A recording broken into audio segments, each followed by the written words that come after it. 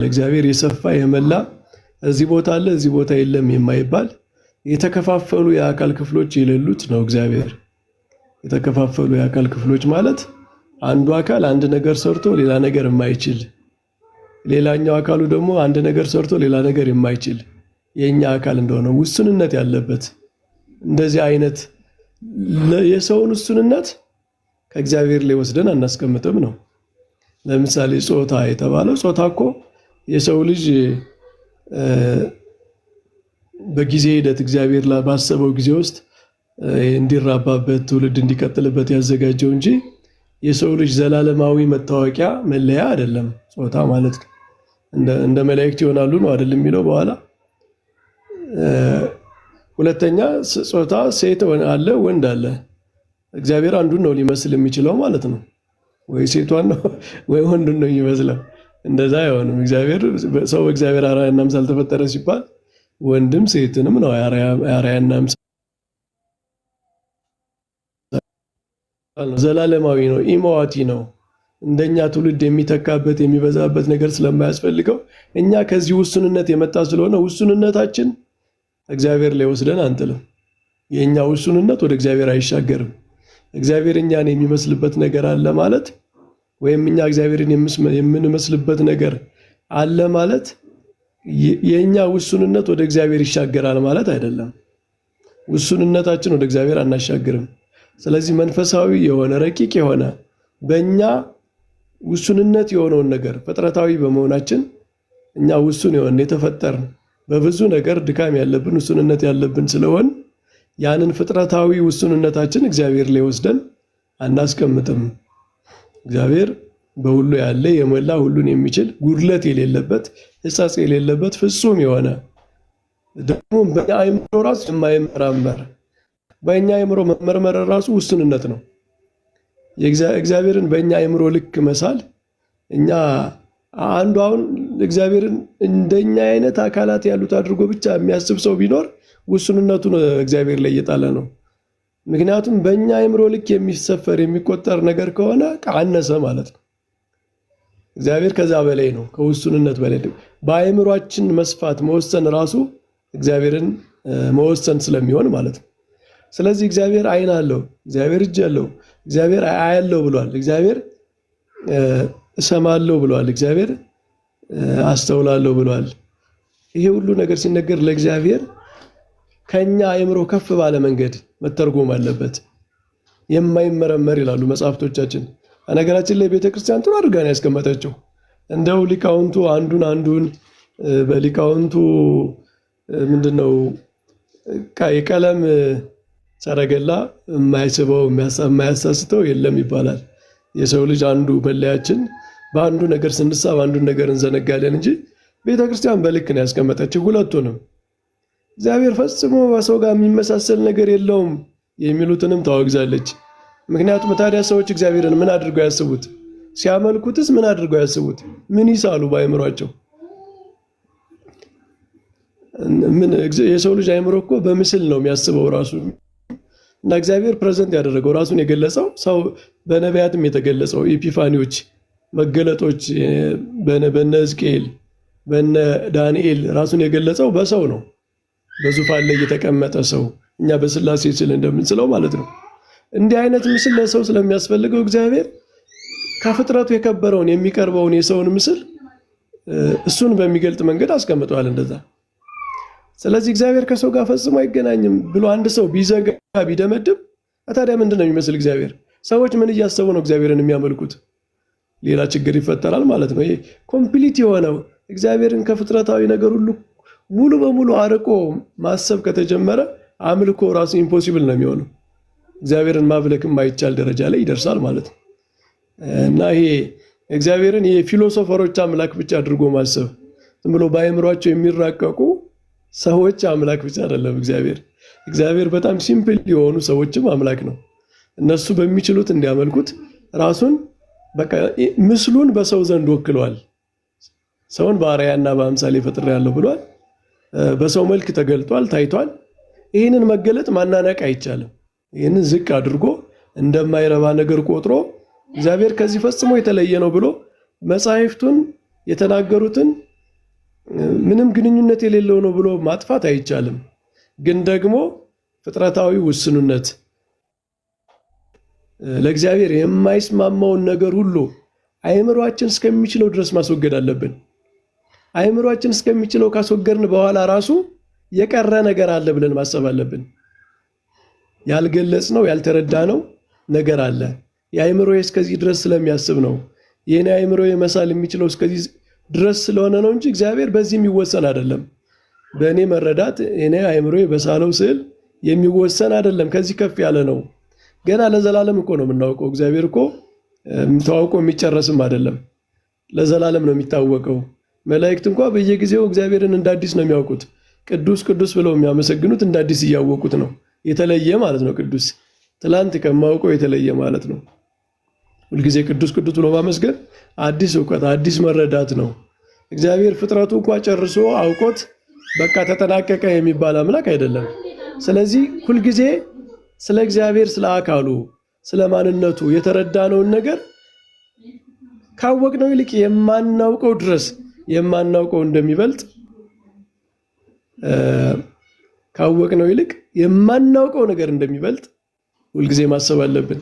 ያወቅነውን የተገለጠልንን ደግሞ በዜሮ ማባዛት ግን የለብንም። እግዚአብሔር ራሱን በሰው መልክ ሲገልጥ በቃ በዛ መልክ በአምልኳችንም በሐሳባችንም በህሊናችንም ራሱን በዛ መልክ ገልጧል። ስለዚህ ይህንን በመጽሐፍት የተገለጠውን ነገር አናንቀን በፕላቶኒዝም በፍልስፍና ምናምን ውስጥ ገብተን ይሄን ሙሉ በሙሉ አጥፍተን የማይታወቅ እግዚአብሔር ልንፈጥር አንችልም። ማለት አእምሯችን ፈጽሞ ሊደርስበት የማይችል ማምለክ የማንችለው ማሰብ የማንችለው አእምሯችን ዜሮ በቃ ምንም ማሰብ የማይችልበት ደረጃ ድረስ ደርሰን ወደዛ መሄድ ደግሞ መጽሐፍት እግዚአብሔር ወደኛ ዝቅ ሲል አይ ወደኔ ዝቅ አትበል አልፈልግም እንደማለት ነው። እግዚአብሔርስ እናንተ ሰዎች ናችሁ፣ በዚህ መንገድ ተገልጫለሁ፣ በሰው መልክ ተገልጬላችኋለሁ፣ ራሴን ሰውን የራሴ አምሳል አርአያ አድርጌያለሁ፣ የኔ ኢሜጅ አድርጌያለሁ፣ ምስል አድርጌያለሁ ሲለን አይ ምስል አልፈልግም ቀጥታ አንተን ቀጥታ ነው ማወቅ የምንፈልግ ብንል አንችልም። ስለማንችል መስሎኝ ቀድሞ የተሰጠን ይሄ የተሰጠን እኮ ስለማንችል አእምሯችን ውሱን የሆነ አእምሯችን እግዚአብሔር ስለሚያውቅ ነው። ስለዚህ እግዚአብሔር የተገለጠበትን መንገድም ዝቅ አድርጎ ማናናቅ አይቻልም። በዛ መገደብም ደግሞ አይቻልም። ከዚህ አልፎ እግዚአብሔር ከዛ ከፍ እንደሚል ከዚህ ያለፈ ነገር አይደለም። በአሁኑ አእምሯችን በዘላለም ሕይወት እንኳን ሙሉ በሙሉ የማንረዳው ስናውቀው የምንኖር እጹብ ድንቅ የሆነ አምላክ እንደሆነ እያሰብን ነው ሁልጊዜ መማር ያለብን። እና ሁለት ጽንፍ አለ ባይነኝ እኔ ፋይዝ አድርጎ ይሄ የኦሪጋኒዝም ቅድም ያልኳችሁ የተገለጠውን ነገር ሁሉ እየረገጡ መሄድ ማለት ነው። ሁለተኛው ደግሞ የተነገረውን ነገር ሊተራሊ በቀጥታ ብቻ ወስዶ ከዚያ ለማለፍ አለመቻል። ይሄ ሁለቱም ችግር ነው። በመካከል ያለው ቦታ ግን የተፈቀደ ነው፣ እግዚአብሔር የፈቀደው ነው። በመካከል ያለው ቦታ ማለት የተገለጠውን ነገር እያሰብን ግን ከዛ በላይ እንደሚሆን ደግሞ እያሰብን የተገለጠውን ሳናናንቅ ሰው የእግዚአብሔር አርአያና አምሳል ነው ከተባለ አይናናቅም። እግዚአብሔር በሰው መልክ ሪፕሬዘንት ተደረገ ማለት ዝቅ አለ ማለት አይደለም ማለት ነው። እግዚአብሔር ለነቢያት ራሱን በሰው መልክ ሲገልጥ ነውር አይደለም። እግዚአብሔር ነውር አላደረገውም። ግን ደግሞ እግዚአብሔር በነቢያት በሰው መልክ ስለተገለጠ እግዚአብሔር የሆነች ቦታ ላይ የተቀመጠ የሆነች ቦታን ብቻ የሚሸፍን ውሱን የሆነ እንደ ሰው እንደዚህ አካል ነው ብሎ አንድ ሰው ደግሞ ቢያስብ ስህተት ነው። ስለዚህ ከተገለጠው ተነስተን በተገለጠው ላይ ቁመን ነገር ግን ደግሞ እግዚአብሔር ፍጹም ጽፉ ምሉ እና ከጉድለት የጠራ ይላል ቅዳሴያችን እኮ አይደል? ቅዳሴ ማርያም ላይ ለመለኮት መጎንበስ የለበትም እንዲህ ብሎ የዘረዝርና መለኮት ንጹህ ጽሩይ ነው ይላል። ከነዚህ ሁሉ የጠራ ነው፣ ከጉድለቶች ሁሉ የጠራ ነው። እግዚአብሔርን ዝቅ አድርገው ወደ ፍጥረት ደረጃ ከሚያወርዱ ነገሮች ሁሉ የጠራ ነው ይላል። ስለዚህ በሁለቱ መካከል ይሄንን መያዝ ነው የሚሻለው ብዬ ነው ማስበው። እግዚአብሔር ይስጥልኝ። ብዙ ሰዓት ያዝኩ። ያሰማልን መምህር አስበ መምህራንን ያድልልን። ሞሮፍ ማዕከላዊ የሆነ ሀሳብ ነው ያነሱት። ግን ምናልባት ዳውን ደግሞ ከኢዮብ በኋላ ምናልባት ደግሞ እንዲናገሩ ፈልጋለሁ። ከፓትሮን ኮንሰንሰስ ጋር የሚገናኝ ሐሳብ የሚያነሱ አሉ። ብዙ አበው የተስማሙበት ሐሳብ ይሄ ነው ብለው የሚያነሱት ሐሳብ አለና ምናልባት ደግሞ እንዲናገሩ እድል ሰጥቶታለሁ። ኢዮብ መምህር ኢዮብ እስቲ ይቀጥሉና ሐሳብ ይስጡ። ያው አንቱ ልበል። ይቅርታ ወንድም ከኒሳ ይቅርታ አባቴም አሉ። ብዙ ሰዓት እየጻፍኩ ነበረ። ኮሜንቱ ፕላትፎርም ቢዘጋ በኋላ መጨረሻ ላይ ይከፈትና ሀሳባቸውን መቀበል ይቻላል። አሁን ግን ኮንፊውዥን እያደረገን ያለ ግራ እያጋባን ያለው በጣም ደግሞ የሚጻፈውም ትክክል ገንቢ አይደለም፣ ጥሩ ያልሆነ ቃላት ነው። ስለዚህ ይሄ ኮሜንት እንትኑ ይዘጋ፣ ገስ ላይ ያለው ማለት ነው። እሱ ይዘጋና ወደ ውይይቱ ቀጥታ ማዳመጥ ብቻ ቢቻል ነው እሱ ነው ጥሩ የሚሆነው። ምናልባት ሞዴሬተር የሰጧቸው ካሉ ይህንን ያድርጉ። እኔ ሞዴሬተር ያለኝ አልመሰለኝም። የንታ ካሉ ድንገት ሀሳቡን ሰምተው ከሆነ ኮሜንት ይስጉ፣ አሊያም ኢዮብ ቀጥልማ። ሰላም ብያለሁ ሁላችሁንም፣ ሰላም ክርስቶስ ይብዛላችሁ። ቀሲስ ባርኩኝ ፍቱኝ። እኔ እንኳን መምህር አይደለሁኝም። ምናልባት ግን ሀሳብ ሰሞኑን ሲንሸራሸር በነበረው ሀሳብ ከእናንተም ያው መልስ ከታች ትንሽ ያ መምህር አይደለሁም። እሺ ከታችም ያላችሁት እኔ መምህር አይደለሁም። ግን አንድ ሁለት ደቂቃ ምናልባት እዚህ መምህራኖችም ስላላችሁ የተነሳው ሀሳብ ላይ ለእኛም ግልጽ እንዲሆንልን አንድ ሁለት ነጥቦችን ባነሳ ደስ ይለኛል። ይሄ ነገር ሲነሳ ያው ከጾታ አኳያ የተነሳውን ነገር ብዙ መምህራኖችን መልሰውበታል። በመጽሐፍትም ተገልጦ የምናገኘው ነገር አይደለም። ለእግዚአብሔር ጾታ ሰጥቶ የመናገር ነገር በመጽሐፍት ራሱ አናገኝም። ጾታ አለው የሚል ነገር ማለት ነው። እግዚአብሔርን አምላክን አባታችን ሆይ እንላለን፣ አባት ብለን እንጠራለን። ያ ማለት ግን ጾታ እየቀጸልንለት እንዳልሆነ ሁሉም ማለት በሚቻል ደረጃ የኢትዮጵያም ሊቃውንት ከውጭም ማምጣት ይቻላል፣ ከጥንት አባቶቻችንም ማምጣት ይቻላል። አባት ብሎ ሲነገር የወንድ ጾታ እየሰጠ ነው እንዳልሆነ ግልጽ ነው ብዬ አምናለሁ። ይህንን ሁላችንም ያስማማናል። ነገር ግን እግዚአብሔር አምላክ ዓይን ጆሮ አለው አካላት አሉት የሚለው ነገር እንዲሁ ድንገት መጥቶ የተነሳ ሀሳብ አይደለም። እውነት ለመናገር ከዚህ በፊትም በተደረጉ ኢትዮጵያ ውስጥ በነበሩ ተዋስኦዎች የነበረ ነው። በዘርዓ ያዕቆብ ጊዜም አሁንም ድረስ የሚተች ብዙ ጽሕፍቶች፣ ንባቦች ሊኖሩ ይችላሉ አሉም ጭምር። ድንገት የተነሳ ነው ወይ ካለን ድንገት አይደለም። ይኸው ከባለፈው ጀምሮ እየተወራበት ስለሆነ ይህ ነገር ግልጽ ነው ብዬ አስባለሁ። ንባቦች አሉ ወይ? ንባቦች አሉ። ንባቦች አሉ ወይ? ንባቦች አሉ የሚለው ነገር ያስማማናል። ነገር ግን እንዴት ነው እነዚህን ነገሮች ከጥንቷ ቤተክርስቲያን ጋር አንድ ላይ አድርገን ይዘናቸው ልንሄድ የምንችለው?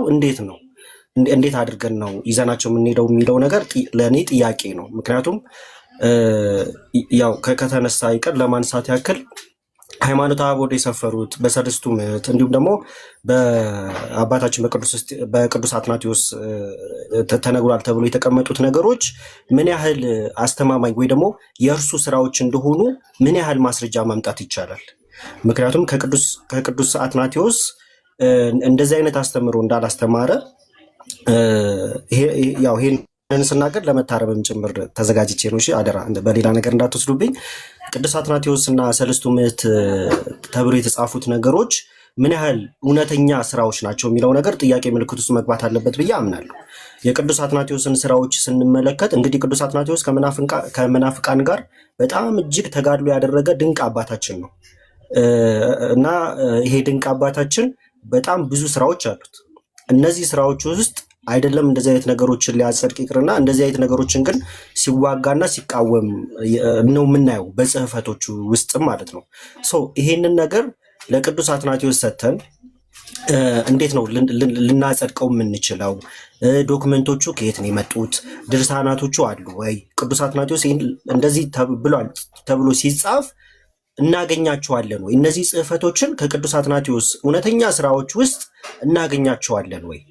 ይሄንንስ ገልጦ መናገር የሚችል ሊቅ መምህራኖች አሉን ወይ? አዎ ቅዱስ አትናቴዎስ ይሄንን በዚህ ድርሳኑ ለነዚህ መናፍቃን ለነዚህ ቦታ ለመመለስ ይሄንን ጽፏል አስቀምጧል የተባለበት ቦታ አለስ ወይ? ምክንያቱም ቅዱስ አትናቴዎስ ነው የሚነሳው። ሃይማኖተ አበውን ስናነሳ ሲነሳ ቅዱስ አትናቴዎስ ይነሳል። ቅዱስ አትናቴዎስ እንደዚህ ተብሎ ስለሚቀመጥ ማለት ነው። ሌላው የሰለስቱ ምዕት ነው። ሰለስቱ ምዕትስ በአጠቃላይ የሰለስቱ ምዕትና የቅዱስ አትናቴዎስ እንዲሁም ሌሎችም የሚነሱ ካሉ ሁለቱ ብቻ ስለሆነ ሃይማኖተ አበው ላይ በደንብ የሚነሱት ማለት ነው። የሁለቱ ስራዎች ኦተንቲክ ከሆነ ድርሳናቶቹ ነው ወይ የመጡት? እውን ቅዱስ አትናቴዎስ እንደዛ ብሏል?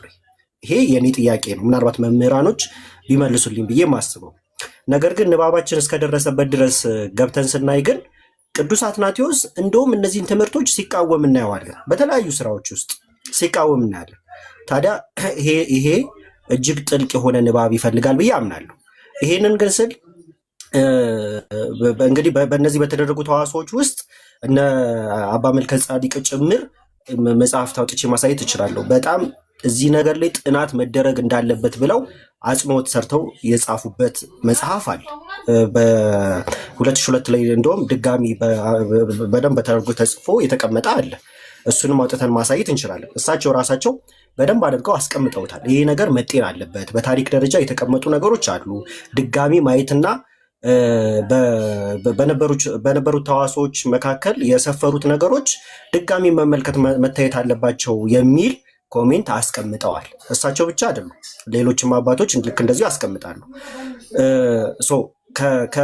ከእውነተኛ ድርሳን አኳያ ከእውነተኛ ስራ አኳያ ጀምሮ እስከ ትርጓሜ ድረስ ድጋሚ መጤን አለበት የሚል እኔ እንግዲህ እስከደረስኩበት ድረስ እንደዛ የሚል ኮሜንቶች እንዳሉ አውቃለሁ። እኔም ደግሞ ኮሜንቴ ልክ እንደዛው ነው።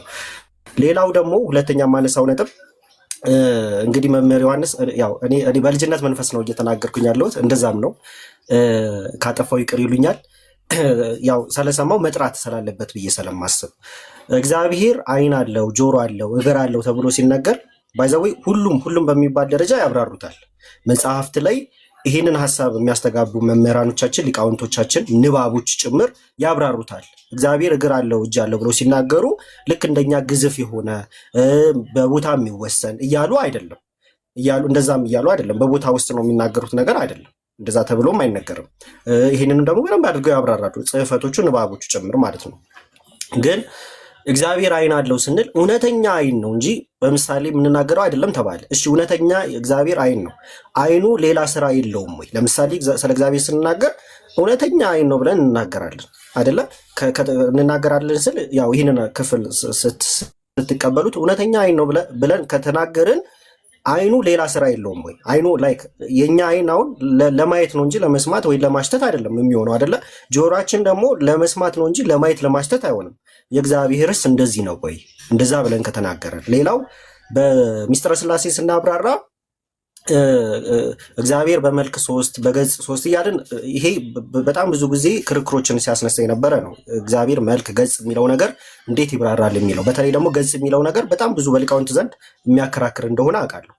ስለዚህ ከእግር ጥፍር እስከ ላይ ፀጉር ብለን ስንናገር ከእግር ጥፍር እስከ ላይ ፀጉር ለእግዚአብሔር እንሰጣለን ወይስ ደግሞ መጽሐፍት በገለጡት ልክ ዓይን፣ ጆሮ፣ እግር፣ እጅ እያለ እነዚህ ብቻ የበገለጠ ልክ ከሆነ የምንሰጠው ይሄስ ጥያቄ ምልክት አይሆንም ወይ? ምክንያቱም አንዱ ከጎደለ ጎዶሎ ይባላል የሚል መጽሐፍት ንባብ ስላለ ጭምር ማለት ነው። ይህንን እንዴት ነው የምናየው? ገጽ የሚለውን ነገር ስናብራራ ከእግር ጥፍር እስከ ላይ ፀጉር ካልን ይህንን ደግሞ ለእግዚአብሔር ከሰጠን አንዱ ከጎደለ ደግሞ ጎዶሎ ይባላል የሚል ንባቦች አሉ። ይህንን እንዴት ነው የምናየው? እንዴት ነው የምናስታርቀው? ከእግዚአብሔር አንደኛ ከመንፈሳዊነት ጋር ከድሮ ከጥንቷ ቤተክርስቲያን ጋር እንዴት ነው ልናስታርቅ የምንችለው? እውነት ይሄ ንባብ ካለና ይህንን የምንቀበል ከሆነ ነው። ይሄ አንደኛው ጥያቄ። ሁለተኛው ጥያቄ ማለት ነው፣ ሁለተኛ መልከቴ እንደው መምህር ዮሐንስ ደግሞ እንደው ቢያጠሩልኝ እንደ ልጅ ብዬ ማስበው እውነተኛ አሁን የጠየቅኩትን ማለት ነው። እውነተኛ ተብሎ ሲነገር ምን ማለት ነው? እውነተኛ ዓይን ነው ከተባለ ዓይኑ ሌላ ስራ አይሰማም ወይ? ልክ አሁን እኔ እንደተናገርኩት ጆሮዬ አያሸትም። አሁን የኔ ጆሮ የሚያሸት አይደለም። እግዚአብሔር ጆሮ አለው ከተባለ ላይክ ምንድን ነው መስማት ብቻ ነው ወይስ ደግሞ እንዴት ነው የምናብራራው የሚለውን ነው። እችን ብዬ እንትን ልበል። ሶስተኛ ደረጃ እሺ መጽሐፍት በገለጡልን ትክክል። እግዚአብሔር በመጽሐፍት በቅዱሳን መጽሐፍት እኮ ስንመለከት እግዚአብሔር በእጆች የሰራው እንደዚህ ላይክ ዓይኖች ምናምን ብሎ ይገልጻል እኮ አይደለ? ያንን ስንናገር እኔ እንግዲህ ንባቤ እስከደረሰበት ድረስ በጥንታዊ አባቶችም እነ ቅዱስ ቄርሎስ፣ እነ ቅዱስ አትናቴዎስ፣ እነ ቅዱስ ዮሐንስ አፈወርቅ እጅግ የምንወዳቸው የምናከብራቸው አይደለም ከኛ በአይከኑ ላይ እንኳን የምንጠቅሰው ከሌላ ከኦሪንታል ውጭ ከሆነው እንደው ሌሎችን ራሱ ማምጣት እንችላለን። ማለት በብዛት ኮንሰንሰስ ባለው ደረጃ ይስማማሉ። እነዚህ ነገሮች ሊትራሊ ቦዲ ብለን ልክ እኛ እንደምንገልጸው በእኛ ንባብ ውስጥ እንዳለው እንዳልሆነ ሁሉም በሚባል ደረጃ ይስማማሉ ለእግዚአብሔር እንደዚህ ተደርጎ እንደማይሰጠው።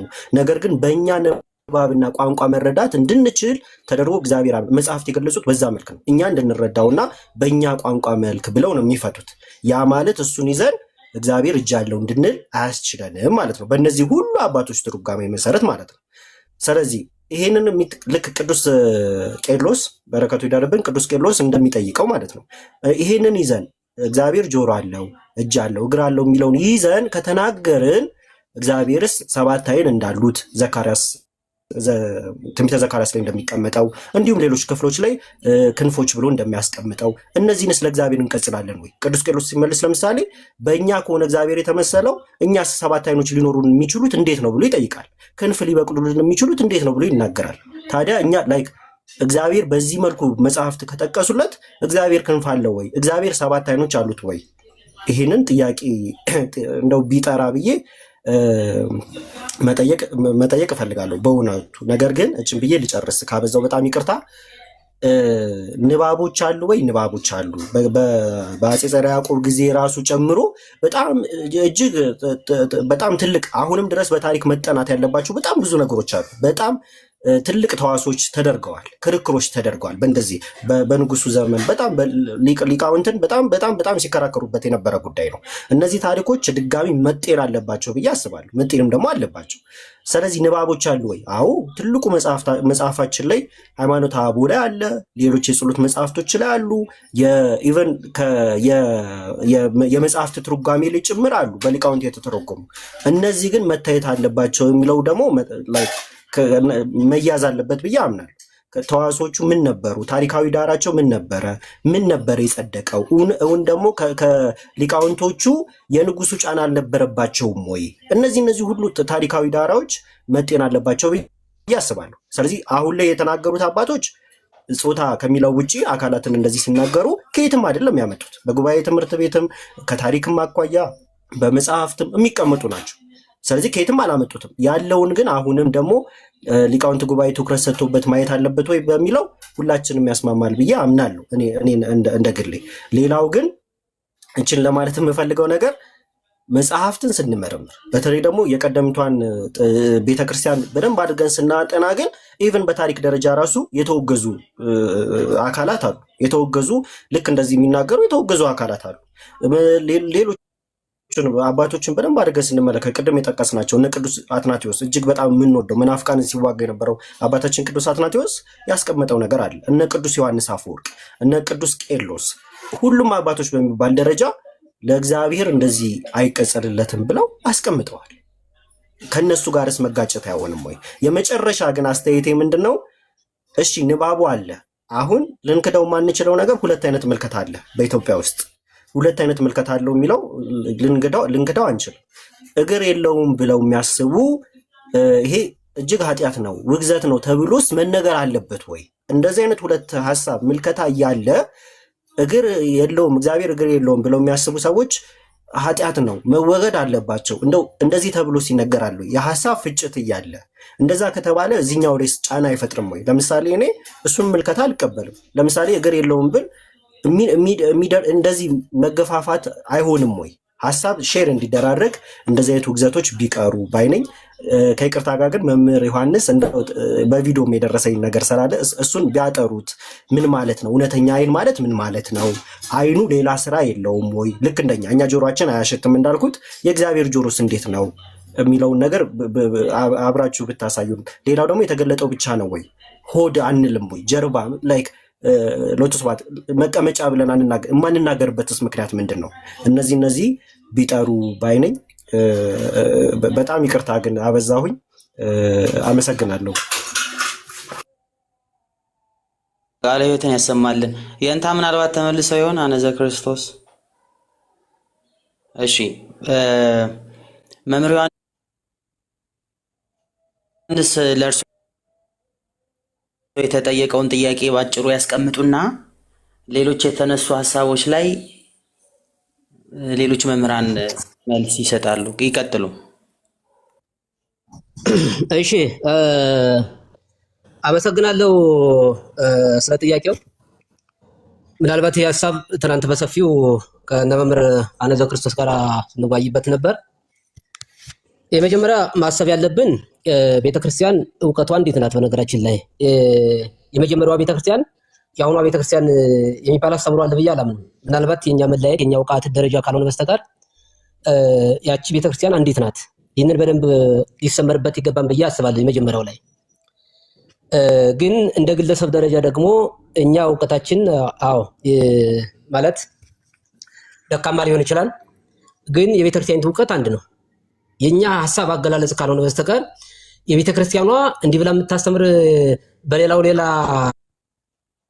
አትናቴዎስ እና ሰለስቱ ምዕት አልክ እንጂ ስለ ሥላሴ አካላት የተናገሩት አትናቴዎስ እና ሰለስቱ ምዕት ብቻ አይደሉም። ሃይማኖት አበው እያንዳንዱ ብንመለከተው ውስጡ ገብተን ስለ አካላት በደንብ አምልቶ አሰፍተው ተናግረዋል። እና መጀመሪያ ይህ ጥያቄ ሲነሳ ትናንት ሃይማኖት አበውን ትቀበላለህ ወይም ደግሞ በኢትዮጵያ ኦርቶዶክስ ተዋሕዶ ቤተክርስቲያን የሚሰጠውን የአብነት ትርጓሜ ወይም ደግሞ በቀጥታ ጥሬውን ቃል ትቀበላለህ ስንለው ሐሳቡን ስናቀርብለት ይህን ሐሳብ አልተቀበለም። ትክክለኛ ነው አይደለም፣ በምን ትክክለኛ እንደሆነ አምኜ ልቀበለው አለ። ስለዚህ እኔ በተለይ በዚህ በወጣቶች መካከል ምሳሌያዊ ነው የክርስቶስ ማለት የሥላሴ አካል ምሳሌያዊ ነው። ይሄ ትክክል አይደለም። እኔም አሁንም የምናገርበት አስምሬ ማለት ነው። አሁን አካል የሥላሴ አካል አላቸው። ይህንን ታዲያ አትናቴዎስ ምን አለ? አትናቴዎስ ሃይማኖተ አበው ምዕራፍ 25 ቁጥር 13 ላይ ምን አለ?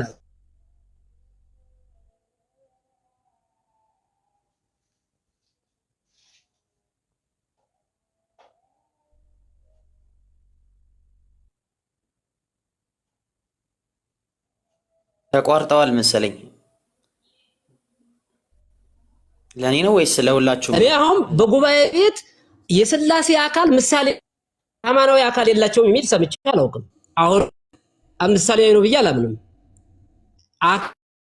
ያውም ፍጹም አካል ብለን ነው የምናምነው። ለአብ ፍጹም አካል አለው፣ ለወልድ ፍጹም አካል አለው፣ ለመንፈስ ቅዱስ ፍጹም አካል አለው። አካል ሲባል ምንድን ነው? ዝም ብሎ የተመለመለ አካል ነው? ግን ቅድም ሲገለጽ እንደነበረው ምክንያቱም የሥላሴ አካል አላቸው ስንል በእኛ አካል ልክ አይደለም የሚገለጠው። የኛ ግዙፍ ነው። የሥላሴ አካል ምንድን ነው? ሙሉ ነው፣ ረቂቅ ነው። እንዳውም ሊቁ ምንድን ነው የሚለው?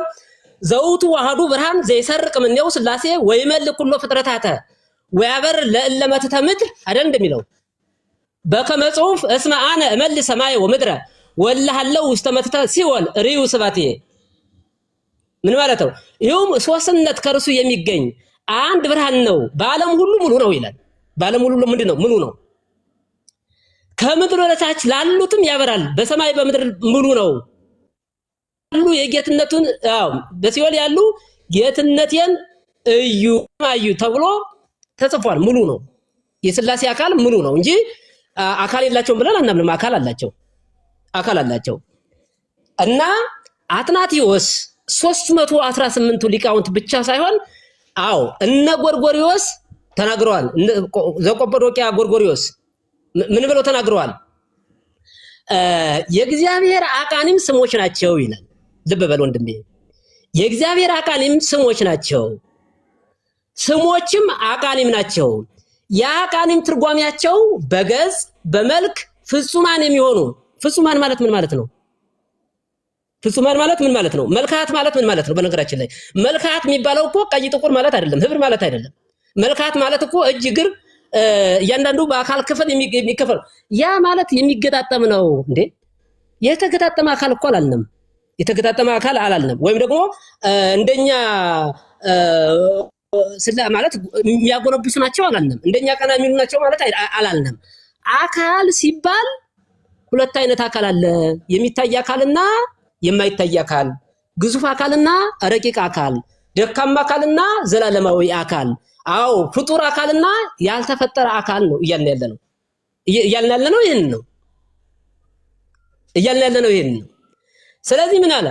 የእግዚአብሔር አቃኒም ስሞች ናቸው፣ ስሞችም አቃኒም ናቸው። የአቃኒም ትርጓሜው በገጽ በመልክ ፍጹማን የሚሆኑ ባለመለወጥ ጸንተው የሚኖሩ ባለመለወጥ አካላቸው የማይለወጥ ዘላለማዊ የሆነ የሚኖሩ አካላት ማለት ነውና በባህሪ አንድ ሲሆን ሶስቱ አካላት ጸንተው በሚኖሩ በዚህ ስሞች ይጠራሉ። በነገራችን ላይ አብ ወልድ መንፈስ ቅዱስ ማለት እኮ የአካላት ስም ናቸው ብለን የምንለው አካላት እንዳሉ እኮ እናምናለን። አካላት ናቸው ብለን እናምናለን። ይህ ብቻ አይደለም። በነገራችን ላይ ምን ይላል? ሌላኛው ሊቅ ምን ይላል? ወአካላትሰ ለለሃዱ አካል ፍጹም ውእቱ በበገጹ ወበበመልክዑ እንዘ ይትሌለይ በመለኮት። አካላት ግን በባህሪ መለየት ሳይኖር እያንዳንዱ አካል በገጹ በመልኩ ፍጹም ነው ብሎ አስተምሯል እኮ ሃይማኖተ አበው 8 ላይ ማነው 60 ቁጥር 2 ላይ እኮ ይሄን ተናግሯል ሊቁ ሌላኛው ሊቅ። ስለዚህ ፍጹምነት ማለት ፍጹማን አካላት አሉ ማለት ነው። የአብ አካል ፍጹም ነው፣ የወልድ አካል ፍጹም ነው፣ የመንፈስ ቅዱስ አካል ፍጹም ነው።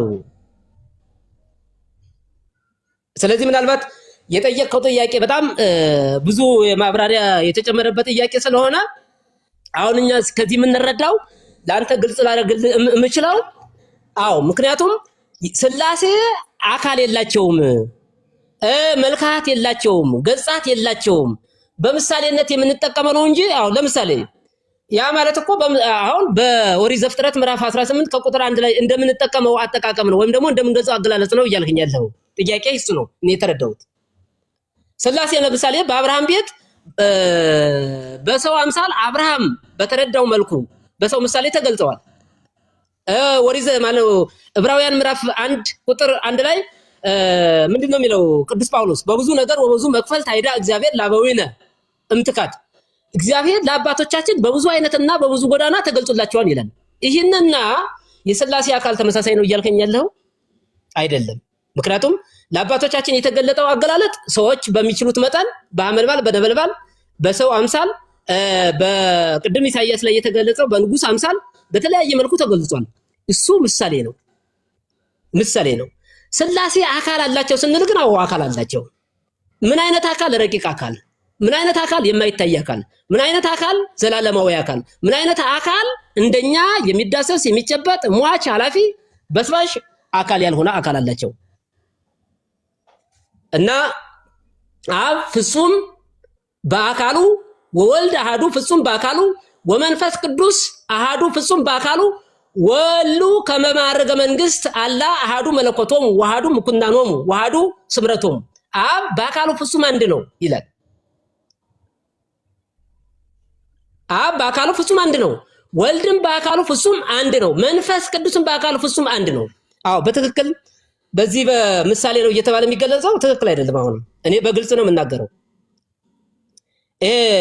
ጾታ ተብሎ የተነሳው ይሄ አጠያይቅ የለም። ትናንትም በሰፊው ተነጋግረናል። ይሄ ማለት አሻሚ ቃል አይደለም። ይሄ ግን የሚያሻማ ቃል ነው፣ የሚያሻማ ቃል ነው። አዎ ምክንያቱም በሌላ በጣም ለምሳሌ የዮሐንስ ወንጌል ምዕራፍ 1 ከቁጥር 1 በመጀመሪያ ቃል ነበረ፣ ያም ቃል ማነው? ቃል በመጀመሪያ ቃል ነበረ፣ ቃል በእግዚአብሔር ዘንድ ነበረ፣ ቃልም እግዚአብሔር ነው ስንል አካል የሌለው እግዚአብሔር ነው። አካላዊ ቃል እኮ ከሶስቱ አካላት አንዱ አካል ወደዚህ ዓለም መጥቶ ከእናታችን ከመቤታችን ከቅድስት ድንግል ማርያም ተወለደ ብለናል። እንደምናስተምረው አካል የሌለው ነው እንዴ ከመቤታችን ሰው የሆነው? አይደለም። ሰው ማለት አካል ያለው ነው። አካል አለው። ከሁለት አካል አንድ አካል ሆነ ነው የምንለው እና መለኮታዊ አካል አለው። መለኮታዊ አካል አለው።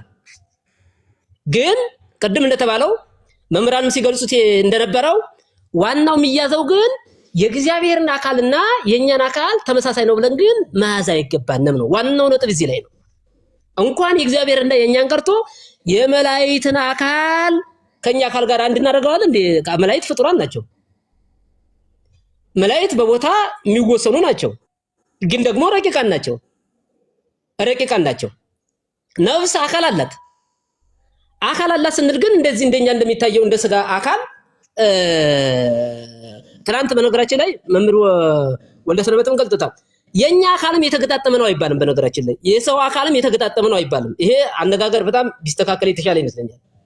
የተገጣጠመ አካል አይደለም፣ አንድ ጊዜ የተገኘ አካል እንጂ እና ምናልባት ወንድሜ ይህንን በደንብ ብትረዳልኝ በጣም ደስ ይለኛል።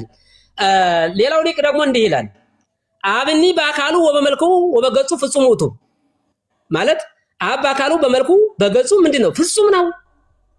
ማለት ፍጹም ነው ማለት ፍጹም መልክ አለው፣ ፍጹም ገጽ አለው፣ ፍጹም አካል አለው እያለ ነው። ፍጹም የሚለው አነጋገር አለው መኖሩን ማለት ሙሉ መሆኑን ነው። የጎደለ አካል ሳይሆን ሙሉ አካል መኖሩን የሚገልጽልን የቋንቋ ማለት ነው።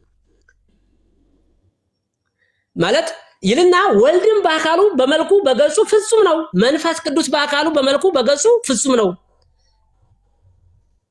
አዎ ምክንያቱም አብ በራሱ አካል በራሱ መልክ በራሱ ገጽ ፍጹም እንደሆነ የወልድና የመንፈስ ቅዱስ አካል መልክ ገጽ ማለት እንደዚህ ሆኖ ለወልድም አለው ለመንፈስ ቅዱስም አለው ይላል። እንደውም እኮ ቅዱስ ጳውሎስም በዕብራውያን መልእክቱ እኮ ምዕራፍ 1 ላይ ወአምሳለ አርአያሁ ብሎ እኮ በመልክ የሚመስለው አይደለ? በመለኮት በባህሪ የሚተካከለው አዎ በአካል አዎ በመልክ የሚመስለው ብለን ነው የምንገልጸው። በመልክ የሚመስለው አሁን መሆንና ምሳሌ የሚሆኑትን በደንብ ጠንቀን ብናውቅ የተሻለ ይመስለኛል። ምሳሌ ነው ካልንማ በጣም ክደት ነው እና ሁለተኛ ደግሞ ከሌላ የአስተምሮ ጋራ ባናገጣጥመው እኛ የራሳችን እምነት ያለን የራሳችን ዶግማ ያለን የራሳችን ቀኖና ያለን በእኛ መጻሕፍት በእኛ ሊቃውንት በእኛ ቤተክርስቲያን ቋንቋ ነው የምንገልጸው። በሌላ ቋንቋ አንገልጸውም። በሌሎች ሰዎች አነጋገር አንገልጸውም። ማለት መጠየቅ ካለባቸው መጠየቅ አለባቸው ብዬ ነው የማምነው። ማወቅ ካለብን መረዳት ካለብን እስከ ድረስ ከጥግ ድረስ መረዳት አለብን ብዬ አስባለሁ እንጂ ቤተክርስቲያን የሥላሴ አካል ምሳሌ ነው ብላ ገልጣን አታውቅም። በአንድም የመጽሐፍ ቅዱስ ክፍል በአንድም የሊቃውንት የመጽሐፍ ክፍል አይገኝም። ካለ አስረዱኝ። ምሳሌ ነው ብለው የሥላሴ አካላት እና እንዳውም ምን ይላል ራሱ አትናቴዎስ በነገራችን ላይ በደንብ የሚስተካከለው ይሄ በቤተክርስቲያን የሚሰጠው የቤተክርስቲያኗ ትምህርት ትክክል ነው ወይ ብሎ መጠየቅ ራሱ እኔ ትክክል ነው ብዬ አላምንም። ምክንያቱም ይሄ ትክክል ካልሆነ ሌላ ውስጥ ገብቶ ጥያቄ መጠየቅ ስለማይገባ መጀመሪያ አንድ ኦርቶዶክሳዊ ሰው ሊያምን የሚችለው አዎ ቤተክርስቲያኗ የተቀበለችውን የመጽሐፍ ክፍል መቀበል አለበት። ለምሳሌ የንባብ እንትን ካለ እኮ በነገራችን ላይ ትርጓሜ ሲተረጎም እኮ መምህራን ሲተረጉሙ እኮ ንባብ አቃንተው እኮ ነው የሚተረጉሙት። ንባብ አቃንተው ነው የሚተረጉሙት። ማለት እንዲል ሲል ነው። አሁን ሮሜ ትርጓሜ መግቢያው ላይ እኮ 13 ነገር አስቀምጧል አይደል? ለምሳሌ እያንዳንዳቸውን መጽሐፍ ማለት ዘይቤ አንድና ብዙ ካለ ያንን አቃንተው ነው የሚተረጉሙ። በነገራችን ላይ መጽሐፍ እያንዳንዱ ማለት ነው። የንባብም ችግር ካለ አቃንተው ነው እንዲህ ሊፈልጎ ነው ብሎ አቃንተው ነው የሚሄደው ትርጓሜው ራሱ። ስለዚህ ይህንን ካልተቀበልነ ጥያቄውን መጠየቅ አግባብ ስላልሆነ መጀመሪያ ይሄንን ማመን ያስፈልጋል። እንደው አትናቴዎስ ነአምን ከመቦ ለእግዚአብሔር መልክዓት ጽዱቃት አይን ወዝ አይዳ ዋይጋር ወለተርፉ ምን ይሆን አባላት ይላል። ያ ማለትም ማለት ነው የታወቁ አዎ ማለት እውነተኛ የሆኑ መልክዓት ለሥላሴ ያላቸው እያለ ነው። እንዳላቸው እናምናለን እያለ ነው። እንዳላቸው እናምናለን እያሉ ነው። ስለዚህ አሁን ልዩነቱ የሥላሴ አካልና የኛ አካል አንድ ነው ወይ ከተባለ አንድ አይደለም። ይሄ ነው አገላለጹ። ልዩነት አለው ነው። የኛ መልክና የሥላሴ መልክ አንድ ነው ወይ አይደለም። ሥላሴ እጅ አላቸው ሲባል የሥላሴ እጅ እንደኛ እጅ ነው ወይ የሚገለጸው አይደለም። ሥላሴ አካል አላቸው ሲባል እንደ ሰው አካል ነው የሚገለጸው አይደለም። እንኳን እንደ ሰው እንደ መላእክትም አይገለጽም። ልዩነቱ ይሄ ነው። ከዚያ የበለጠ እንግዲህ ሚስጥረ ሥላሴ ስለሆነ እኛም የምንናገረው መጻሕፍት የገለጹልና መጻሕፍት ያስረዱን ነው እንጂ ቅድም እንደተባለው የሚስጥረ ሥላሴ ጥልቅ ነው። ሚስጥረ ሥላሴ በጣም ሰፊ ነው። ሚስጥረ ሥላሴ በጣም በነገራችን ላይ ሰዎች ቅድም በሌላ ቤትም በፕሮቴስታንቱ በታድሶ ቤት አይ ምድራዊት ያለችው ቤተክርስቲያንና ምድራዊ ቤተክርስቲያን መምህር ይሰማዎታል? አዎ አጠር ያርጉትና ወደ እንትን እንዳይል በጣም እንዳይዛዛ እሺ አጠር ያሉ አስተያየቶችን ሰተን እንትን ብንል ጥሩ ነው። እንትን አለ አሁን ትንሽ ተጓተተና ደሞ እሺ ጨርሻለሁ። አንድ ሐሳብ ላንሳና እርግጥ ያው የተነሳው ሐሳብ በጣም ሰፊ ስለሆነ እኔ ዝም ብዬ ጠቅልዬ ባንድ ነው የሰጠሁት እና በሌላ ቤት ሲነሳ የሰማሁት ከምድር ያለችው ቤተክርስቲያን የምታስተምረው በሊቃውንቷ የምታስተምረው ቤተክርስቲያንና በዚህ በሚዲያ የሚያስተምሩ ሰዎች የተለያዩ ናቸው የሚል ሐሳብ ሰጥቻለሁና ምናልባት እንደ ሰው ልንለያይ እንችላለን። ይሄ አንደኛ የእውቀት ክፍተት ሊኖርብን ይችላል፣ እኔ ሊኖርብን ይችላል፣ ሌላውም ሊኖርበት ይችላል። ቤተክርስቲያኗ ግን አንድ ናት የምታስተምረው የተለየ ነገር የላትምና ይህን ሐሳብ ነው የምሰጠው። አመሰግናለሁ። እግዚአብሔር ይስጥልን። አለቤትን ያሰማልን። በዛው ይቀጥሉ ቀሲስ ድበኩሉ። አዎ እሺ፣ እግዚአብሔር ይስጥልኝ። እንዳይሰፋ ብዬ ነው። እስኪ በመምህርን ካገኘኋቸው በውስጥ መምህር ዮሐንስን አንዳንድ ነገሮች ጠቅለል እያደረጉ የገለጿቸው ነገሮች ስላሉ በአወራዎት ደስ ይለኛል። አጠቃላይ ስለ አካል ያው ሲናገሩ አካል የለውም እውነተኛ ትክክለኛ የሆነ አካል የሚባለው መብራራት አለበት እንጂ ሥላሴ በስም በአካል በግብር ሶስት ናቸው ብሎ የሚያምን ሰው አካል የላቸውም ማለት አይደለም። እና አካል የሚሉትን በጣት በእጅ በአይን አርጎ የማሳየት ነገር ስላየሁኝ እርሶም ጋር አካል የሚባለው ምን ማለት ነው እና የሚለው በደንብ እኔ ቅድም ያነሳውላችሁን ሐሳብ በኋላ ይዩት። የሉቃስ ወንጌል ምዕራፍ 16 ላይ ያለውን አካል የነፍስ አካል ምን አይነት ነው፣ የስጋ አካልስ ምንድን ነው የሚለውን በደንብ ካዩት፣ ለምሳሌ የአብርሃም አላዛር ምላሴን ሲል ምን አይነት ምላስ ነው ያለው? መምህር ዮሐንስ ይሄንን ዝም ብለው ይዩት በኋላ። ምላሴን ያረስልኝ ጣቶቹን በእጁ ነቅሮ ይላል። ምን አይነት ጣት ነው ያለው አላዛር? እና ነውየስ ምን አይነት ምላሱን ነው የፈለገው? አሁን ይሄንን እኔ ለአካል ሰጥተው አሁን አብራሮት ብሎት የሚብራራ ነገር አይደለም።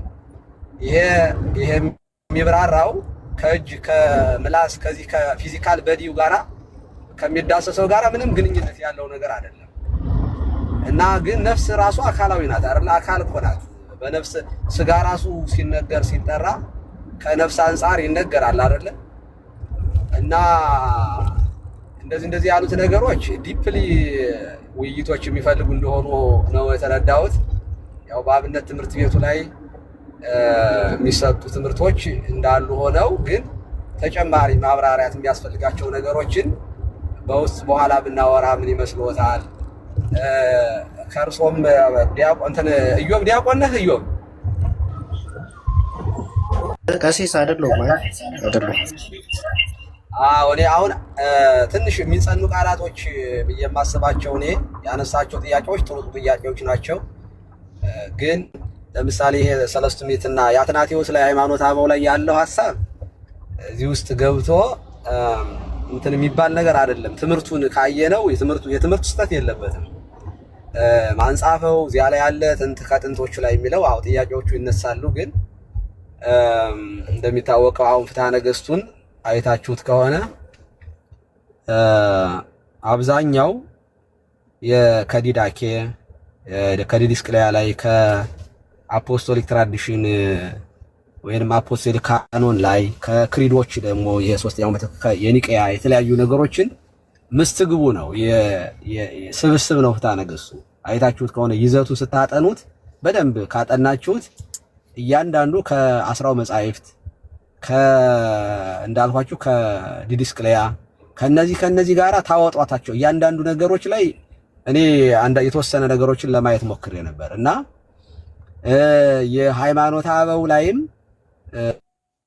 እስትግቦ እንትኖች አሉ፣ ኮሌክሽን የሆኑ ስራዎች አሉበት። ሰለስቱ ምዕት ሲባል 318ቱ ሃይማኖታቸው የቀና ሲባል ጸሎት ሃይማኖት እዚያ ውስጥ አለ። አንዳንዶቹ ደግሞ ከእንትን ላይ የተወሰደ ነው፣ ከአፖስቶሊክ ትራዲሽን ላይ ያሉ ነገሮች አሉ። ለምሳሌ ከክህነት ጋራ የተያዙ ምናምን ይናገራሉ። አንዳንዱ ደግሞ ዘግይቶ የመጡ ትራዲሽኖችን ደግሞ የያዘ ደግሞ አለ፣ ሰለስቱ ምዕት ባልነበሩበት ጊዜ። ስለዚህ እንደዚህ ያሉት ነገሮች እንዴት ነው ቢታዩ ምናምን የሚሉት ነገሮች በሊቃውንቱም ዘንድ ይነሳሉ፣ ይታያሉ። ግን የሚጸናው ነገር ምንድነው? አንዳንድ እኔም በጣም ደስ የማይሉኝ ነገሮች የእኛ ሊቃውንት መጻሕፍቶች ትርጓሜያትን የማሳነስ የሚመስል ነገር እንዴት እንደመገልጸው አላውቅም እና የሌሎችን ትክክለኛ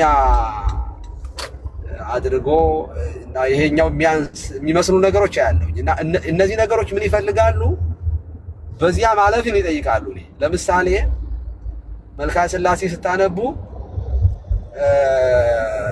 ለሰርተ ርስክሙ የሚል ልታገኙ ትችላላችሁ እና ለራሳችሁ ጸጉር የሚል ልታገኙ ትችላላችሁ። አሁን ሥላሴ ጸጉር አላቸው ወይ ብሎ አንድ ሰው ለአጽፋሪክሙ ብሎ አሁን ጥፍሮች የሚል አለ። አሁን ይህንን አገላለጽ በቅኔ ቤት እኔ ላለፈ ሰው በጣም ኢዚ ነው። ቅኔያዊ የሆኑ አገላለጽ ለምሳሌ ጾታ መላእክት ጾታ አላቸው ብሎ አንድ ቅኔ ሰው ሊቀኝ ይችላል። ባይዘው መላእክት ጾታ አላቸው ሊል ይችላል እና እንዴት ጾታ አላቸው ይላል ከተባለ ይሄ ጾታ የሚለው ሁለት አይነት ትርጉም አለው። ነገር ተብሎ ይፈታል፣ ወገን ተብሎ ይፈታል እና የመላእክት በየጾታቸው ተብሎ ቢነገራውን በየነገዳቸው ማለት ነው እና ጾታ የሚለው በራሱ ወገን ዘመድ የሚለው የባህሪን ዝምድና የተፈጥሮን ዝምድና የሚያሳይ ጭምር ነው። እኛ ቶሎ ጾታ የሚባለውን የምናስበው ከሴትና ከወንድ ጋር በጋብቻ ስለሆነ ስለዚህ ምስጢራት በቅኔ የሚገለጹ አገላለጾች ስላሉት እንደዚህ ያሉትን ነገሮችን ወደ ትችት ከመውሰዳችን በፊት ምን ለማለት ፈልገው ነው? አንድ ሰው ዝም ብሎ ሚካኤል ወለደ ብሎ ቅኔ ሊቀኝ ይችላል። ግን ወለደ ያለው ምናልባት በምልጃው በሆነ ነገር ሰው አስገኘ ወይም የሆነ ነገር ባይራንን እንደዚህ አድርጎ ፈጠረ ሊል ይችላል አንድ ሰው እና ቅኔያው ያተረጓጎሞች ወደ ሃይማኖት ሲመጡ ትንሽ በእኛ በምናስበው ልክ የማይብራሩ ነገሮች አሉ የሚከብዱ እና ሊቃውንቱ በዚህ አይነት ብዙ የተቀኟቸው በተለይ በአፄ ዘርዓ ያዕቆብ ጊዜ ቅኔያዊ የሆኑ አገላለጦች ስላሉ እነሱን በእውነቱ ጥናት ማድረግና ኦፍኮርስ አንዳንድ ስህተቶችም ይኖራሉ ደግሞ አሉ። ምንም እየታረሙም ስለሆነ ኦፕን ናቸው እኮ ምንም ሃይማኖትን እና ዶግማን የሚቃወሙ ጽሁፎችን አጥንቶ አርሞ ማስተካከሉ መያዝ ይገባል። ለምሳሌ እዚህ ኢብን አትናቴዎስ ላይ ከአካል የተረፉ ሌሎችም ይላል። አሁን ሌሎችም የሚሉትን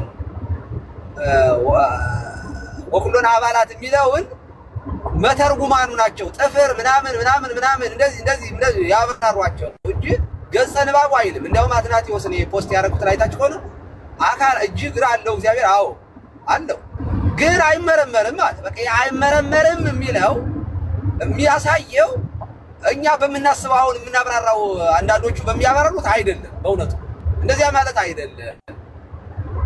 ግን በነገራችን ላይ ትክክለኛ አካል ያለው ማለት እጅ ነው ያለው ትክክለኛ እግር ነው ያለው ሲባል ይሄ ራሱ በሁለት ነገር መታየት አለበት። እንደኛ ያለ የሚዳሰስ ነው ትክክለኛ ማለት ምን ማለት ነው? እንደዚያ ከሆነ ሮንግ ነው። ግን ደግሞ ትክክለኛ አይን የለውም ካል አያይም ማለት ነው። እንደው ከእግዚአብሔር አንፃር የኛን አይን ካየ ነው ትክክለኛ ያልሆነ አይን እንደው የሚሆነው የኛ ነው። ትክክለኛ ያልሆነ አይን ለምን የኛው ሾራራ ነው አስተካክሎ አያይም። የእግዚአብሔር አይን ግን ምን ጠራ አድርጎ ስለሚያይ ትክክለኛ አይን ነው ሲባል እውነተኛ አማናዊ ስጋ ነው እንደምንለው ማለት ነው። እና ከዛ በተረፈ የእንተ ዮሐንስ ቅድም ሲናገሩ አካላዊ ነው ወልድ አዎ ከሶስቱ አካል አንዱ አካል ነው ከድንግል ማርያም ያ ማለት ግን እጅ እግር ጸጉሩን ምናምን ይዞ መጥቶ ድንግል ማርያም ማይጸን እንደዚያ በዚያው ላይ ሌላ አካል ሌላ እግር ሌላ እጅ ደርቦ የያዘ ነው ማለት ነው። እንደዚያ ሊሆን አይችልም። እንደዚያ ማሰብ የለብንም። የመለኮትን አካል ወይንም ማለት የባህሪ የመለኮትንና አካለ ሥላሴን የምናብራራበት መንገድ ፐርሰን የሚባለው ነገር አካል የሚባለው ነገር እኛ እንደምናስበው እጅና እግር ብቻ አይደለም። ፐርሰን የሚባለው ወይንም አካል የሚባለው እጅ እግር ጥፍር ብቻ አይደለም። እና እነዚህ ነገሮች ምን ይፈልጋሉ? እኔ እንዳየሁት ክርክር ከምንገባ የእውቀት ተከፍሎ ስለሆነ የማይሆን እንደዚህ ያሉ ገደብ ያላቸው ነገሮች ስላሉ በጉባኤ ቤት እየተከራከር እያነሳን መጻሕፍቶችን የምንመረምራቸው ነገሮች እንጂ ሚዲያ ላይ መተን በደንብ ያልጠሩልን ነገሮችን አንገቴን እሰጣለሁ ባቴን እሰጣለሁ እያልን እየተማልን እየተገዘትን የምናወራው ነገር ግን እንዳልሆነ መታወቅ አለበት። በእውነቱ በጣም ይቅርታ ያድርጉልኝ ዮሐንስ ተሳስተዋል ምናምን እያልኩ አይደለም። ግን አንዳንድ ነገሮች ግን ማብራሪያ የሚፈልጉት ነገሮች ስለሆኑ ገደብ እናደርግለትና ምን ማለት ነው የሚለውን ግን በደንብ መመርመር አለብን። እንግዲህ በሲኦል ውስጥ የነበረው ማለት በገነት ውስጥ የነበረው በሲኦል ውስጥ የነበረው አልዓዛር እንትን ነው እዚያ ሌላ እጅ ምላስ እግር፣ እዚህ ደግሞ የተቀበረ ደግሞ የሚዳሰስ ደግሞ መቃብር ውስጥ ደግሞ እጅ እግር ምናምን። ስለዚህ ሁለት እጅ ሁለት አይነት እንትን ኖረው ልንላቸው ቃሲስ እነሱ ነገሮችን መታየት ይችላሉ ለማለት ነው። እግዚአብሔር ይስጥልኝ። አቤት አቤት። ቃሲስ ነው ሁሉ አንድ ነገር እዚህ ግልጽ እናድርግ። አሁን ሌላው ምሳሌውን ተውና ምናልባት የሌሎቹ ፕሮግራም እንዳንጋፋ እንጂ አሁን ስላሴ አካል አላቸው የላቸው የሚለው ማለት የሚያከራክረን አይደለም። አካል አላቸው የሚለውን እንስማማበታለን አይደለም? የታመነ የተረዳ ነገር ነው። ስላሴ አካል የላቸውም የሚል ሰው የለም እዚህ ውስጥ የለም። በጣም ጥሩ እኮ። ስለዚህ አካል አላቸው። ቅድም እኮ አሁን ሰው እየገለጹ ነበረ። አንዴ ቀሲስ አይደለም፣ ቆይ ይረዱኝ አንዴ ይረዱኝ። ላወራ አይደለም። እንዛዱ ሰለሱ ወንዘ ሰለስቱ አሃዱ ይሰለሱ በአካላት ብሎ የሚጸልይ ሰው በአካል ሶስት ናቸው የሚል ሰው አካል የላቸው ማለት ስለማይችል ማለት ነው። እሺ ለምን መሰሎት? አሁን ቅድም እንትን ሲሉ ስላየው ነው። ጥሩ አገላለጾችን ገልጠዋል። እንደገና ደግሞ ግን ዘመም ሲሉ ስላየው አሁን ለምሳሌ የኛ ስላሴ አይን አላቸው በትክክል እንደውም ትክክለኛ አይን የላቸውም ተብሎ ብንታሰብ እኛ ነን የሚል አገላለጽ ገልጿል። ጥሩ ነው። አሁን ያማ ከአይን አለ መኖራቸውን ከተረጋገጥነ ጆሮ አላቸው የሚለውን ከተስማማን በአገላለጽ ደረጃማ ከሆነ እኮ የስላሴ ጆሮና የኛ ጆሮ አንድ ነው እያልን አይደለም። ይሄ እኮ ማንም ማለት የስላሴ አካል አላቸው የሚለውን ከተግባባን የስላሴ አካልና የሰው አካል አንድ አይደለም። ይሄንማ እኮ ብያለሁ። በቃ ይሄ እኮ ነው ማብራሪያ ማለት እኮ ይሄ ነው። የስላሴ ሚስጥረ ስላሴን ከዚህ የበለጠ አመልጠና ስፍታን የምናብራራበት መንገድ የለም። አሁን ዋናው ትናንት ሲባል የነበረው ምሳሌያዊ ነው። በሰው ምሳሌ የተገለጸ እንጂ የስላሴ አካል በነገራችን ላይ አካል ማለት ምን ማለት ነው? ይሄንን በደንብ መጠንቀቅ ያስፈልጋል።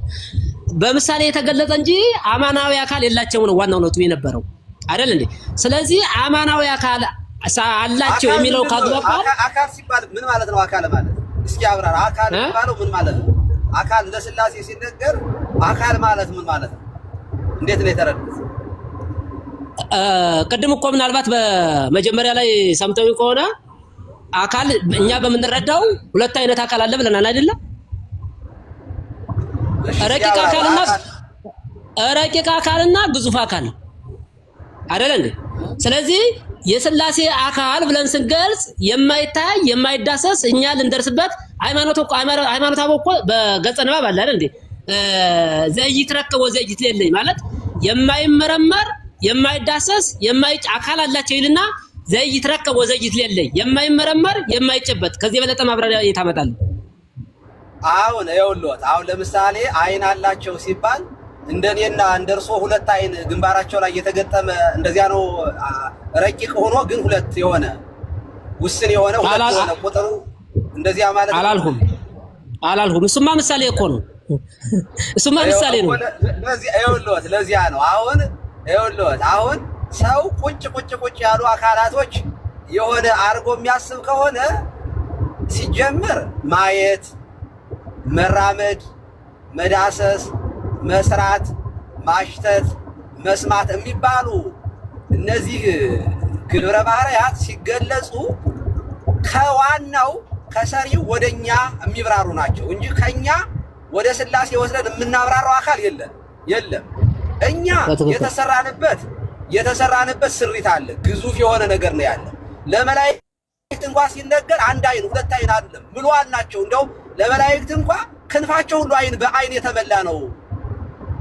ያ ማለት ማለት ነው እንደ መላእክት ለሚካኤል ሁለት አይን አንሰጠው። መላእክት እንኳን ረቂቃን በመሆናቸው በእነሱ ከኛ የረቀቁ ናቸው።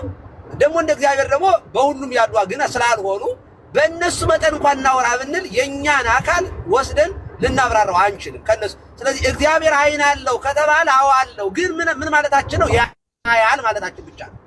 ያያል ማለታችን ነው። ያያል ይመለከታል ማለታችን ነው። እሱን ደግሞ ያለምንም ማደብዘዝ ነው የሚያየው። እግዚአብሔር እጅ አለው ሲባል ለምሳሌ እጆቹ ሰሩኝ አበጃጁኝ አለ ጸሎተኛው ሲል ምን ማለት ነው? እግዚአብሔር እጅ በሁለት እጅ ኖሮት ከዚያ ጭቃ እያወካ ምናምን እያለ ከዚያ ምናምን አይደለም። እንደዚያ ማለት አይደለም። እንደዚያ እያወካ ምናምን ሰራ ብለን ምንድነው ኦሪት ዘፍጥረት ራሱ ሲተረጎም እንደዚያ ተብሎ ጭቃ ያወካል ማለት አይደለም። እንደዚያ የሚያወካበት ሁለት እጅ ምናምን እንደዚያ ያለ ነገር የለም። ግን ሰሩኝ ማለት መሰራታችንን የተሰራንበትን ምንነትን መግለጥ ነው። መጽሐፉ የሚገልጠው እንዴት እንደተሰራን ለማብራራት ነው።